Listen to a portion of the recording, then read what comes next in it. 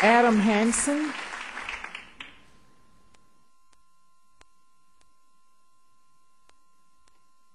Adam, would you state your name, your address, and you have up to 5 minutes. Thank you.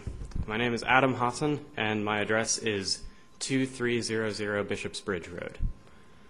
My name is Adam Hasan. I'm a junior at Bearden High School, and I'd like to begin by thanking all the Knox County teachers who came to this meeting, as well as the ones who are unable to attend tonight. Their continuing dedication to the well-being of the students of Knox County is exhibited on a daily basis through the inspiring and honorable art of teaching which they practice every day.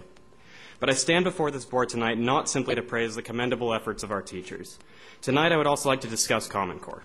This evening shouldn't be an evening solely of problem identification. It should be an evening of solutions. And these solutions will not come from a panel of education experts, and they will not come from an expensive consulting firm. In order to fix Knox County problems, we need Knox County solutions.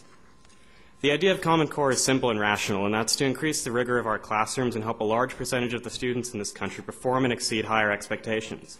But fundamentally, this vision is lacking foresight into the practical application of this education policy on a classroom level.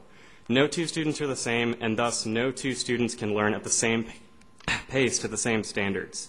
Students are not subjects for data gathering. We are individuals who require special attention and care in order to foster our intellectual growth.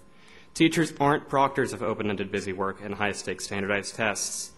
We as a district, a state, and a nation need to come to the realization that not all aspects of education are measurable quantitative factors.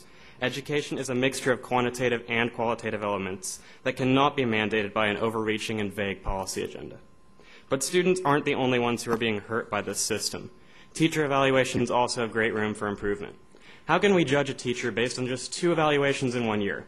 To put that in perspective, a teacher being evaluated at Bearden High School is judged based on just 0.38% of the time they spend in their classroom with the students.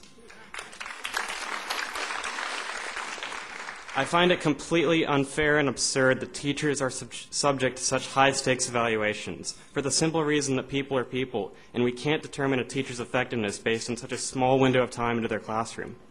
But the most pronounced issue I can see with the muddled implementation of these new standards is, quite frankly, the rush to implement. It's as if school districts are competing with one another to see who can put in place these standards, while policymakers blaze a trail that hasn't even reached a final destination.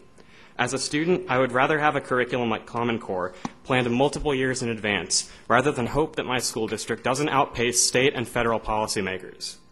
We as a district need to place the interests of our teachers ahead of competition with other districts by placing more realistic expectations on our educators by slowing down the pace of Common Core implementation. And when it's all said and done, the real question we should be answering is who stands to benefit from this race to the bottom? Now, we at Bearden High School are fortunate to have an administrator, Dr. Bartlett, who consciously makes an effort to freely engage with the students in informally observed classrooms, using student feedback to understand classroom dynamics on a deeper level. And I think it's critical that administrators and evaluators to engage in this type of interaction with students and teachers and so that they can holistically understand classroom dynamics. Teachers and administrators need to work together to develop school-specific strategies and realistic goals for themselves in order to judge how well Common Core implementation is going at their own schools. I would like to further praise the efforts of the superintendent for creating a working group on teacher professional support to address some of the issues that have been brought up in recent months, as well as the other strategies outlined in the memorandum released on Monday.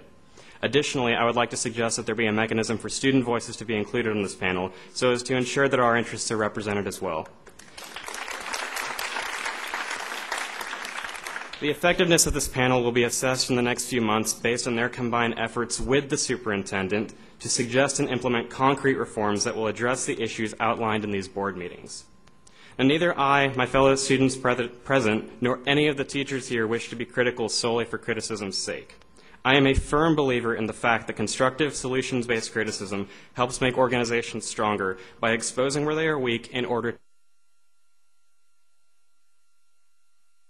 to improve. I also believe that we can take this situation and reach an equitable solution that truly places the interests of our students and teachers at the forefront of the decision-making process. But until that goal is reached, we will continue to stand up and speak out. I'm here tonight to stand with my teachers, and I'm here tonight to stand for what is right. But I'm also here because I love this district, I love my school, and I love my teachers. And if any of those statements were not true, I wouldn't be standing in front of you right now. Thank you. Thomas Mitchell.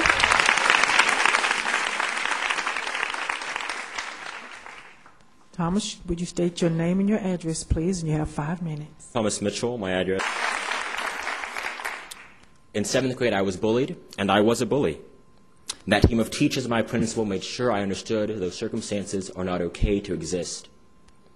In 8th grade, Mr. Rector got me to enjoy writing. Mr. Broiner taught the importance of participating in government and democracy. Miss Bounce was my 8th grade algebra teacher, and she was my tutor in geometry when I struggled through that class. If it weren't for her assistance that year, I would not have passed geometry, and I'm thankful for that every day. My freshman teachers made my transition to high school safe, smooth, and comfortable. In particular, I'd like to thank Ms. Greer, Ms. Raymond, Mr. Davis, Mr. Gallo, and Frau Brooks. Because without them, I would not be who I am today. They had a tremendous impact on my life, without a doubt. Frau Brooks noticed one day that when she opened the window, I would sneeze. She set a box of tissues by my desk, just in case. Ms. Souls and Ms. Emery greet me with a smile and good morning every day in the library. And last year, thanks to Ms. Carr and Ms. Raymond, I had several internship opportunities at a bank. And it's not just my teachers, my principals who sought to chat, the guidance secretaries I converse with every morning, the cafeteria staff who say hello when I get my lunch, the janitors even, who ask how my Thanksgiving was when we pass in the hallway. As I say this now, I realize I've never thanked them. So to my teachers and all the teachers here, I say thank you. Thank you for what you do for us. I think that we don't think about these things because we aren't forced to, or until we are. Mr. Superintendent, with the Apex evaluation standards, you're attacking my teachers, and in doing so, you're attacking the very foundation of who I am. You will never be able to measure the impact these teachers have on our lives when you measure against some words on a rubric that say above average or below average. You will never be able to measure their performance when you grade them according to the performance of kids in a completely different class. Over the past few months, many teachers and students have told you that this idea, this policy, won't work. It is not good for our